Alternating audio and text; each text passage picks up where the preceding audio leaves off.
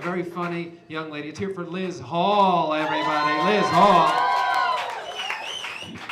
Hi. Oh, wow. It's good to be here. How are you guys? You do look good in that hat, actually. The other day there was a fly stuck in my house. You know how they are. You know, it was like flying all over the place, buzzing, you know, like bumping into things, very stressed out. And I didn't really know what to do about it. I didn't want to like roll up a magazine and beat this poor thing to death. You know, that seemed a bit extreme to me. So instead I blew weed smoke at it. I didn't want the fly to die. I just wanted it to chill. Adjust your vibe a little bit, buddy. Come on. Sit over here next to me on the sofa. Let's watch a couple episodes of Bones. I love Bones. I love David Boreanaz. I think sometimes people have a hard time believing that joke because I don't seem like someone that blazes all the time. Because I'm like a 36-year-old woman and I look a little bit like the love child of Paula Poundstone and Paula Poundstone.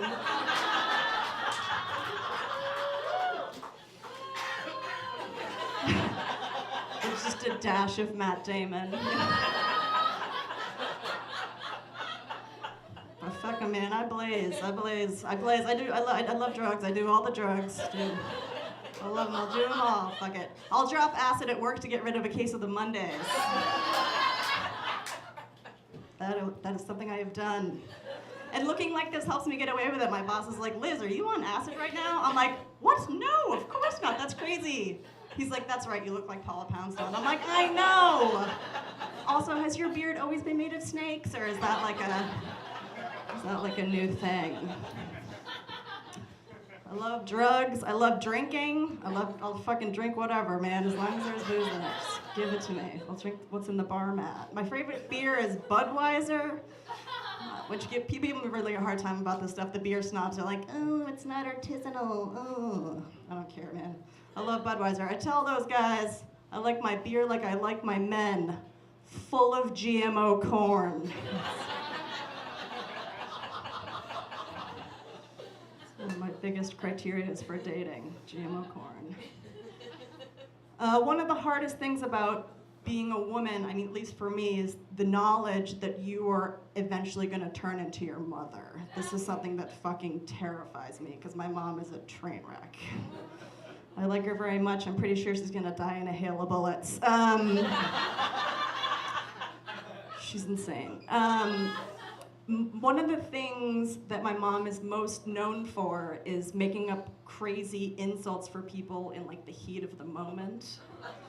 This started when we were young. I first noticed it when I was a little kid. My mom was driving, my brother and I were in the back seat, and we were making a ruckus. We were like fighting. And she turns around and she goes, "Will you shit turkey shut up?" Guys, it's hard to come back from. Your mom calls you a shit turkey? I'll never forget it, for as long as I live. But then the other day, I had this amazing realization, like, oh my God, I'm turning out just like her. I was driving in the car, and I stopped at a crosswalk. There were some people crossing the street, and they were taking a really long time crossing the street. I was in a hurry, I got really frustrated, and I yelled out loud inside my car. I said, "Will you fat-ass dick fuckers hurry up?" What kind of insult is that? It came out of my mouth before I even knew what was happening. What a crazy thing to say. First of all, those are all the things that I aspire to be in my life. You know, I go to the gym, I do my squats, I'm trying to get a fat ass. And I want to fuck dicks just like all other little girls want to fuck dicks, you know? I'd like to fuck the same dick for the rest of my life, a nice dick, a supportive dick. I want to find a dick I can grow old with, you know? So it's weird that I yelled that at that woman like that. Have you guys ever used Uber Pool? Do you guys big fans of Uber Pool?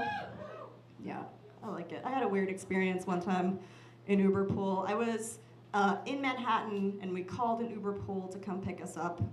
And we get in the car, and there's a man in the car already, and it's dark, and you can't really see him. And we were like a little bit of animosity at the beginning, but then it smoothed out. We just ended up chatting. We ended up kind of getting along really well. we introduced ourselves. I said, you know, hey, I'm Liz. He said, hey, I'm Gary. So we're like chit-chatting. We're going over the Brooklyn Bridge, and we go under a very bright light.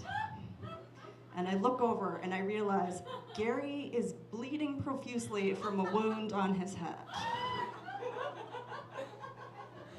So the moral of the story is you have to be very careful, guys. You have to really take good care of yourselves, because in my experience, everyone named Gary is weird.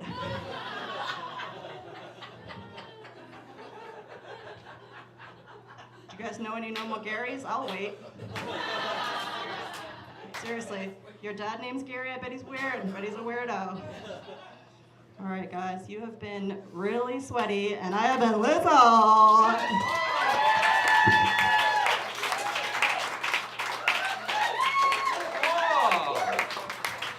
How you guys holding up? Good. It is. I'm feeling good. Can you?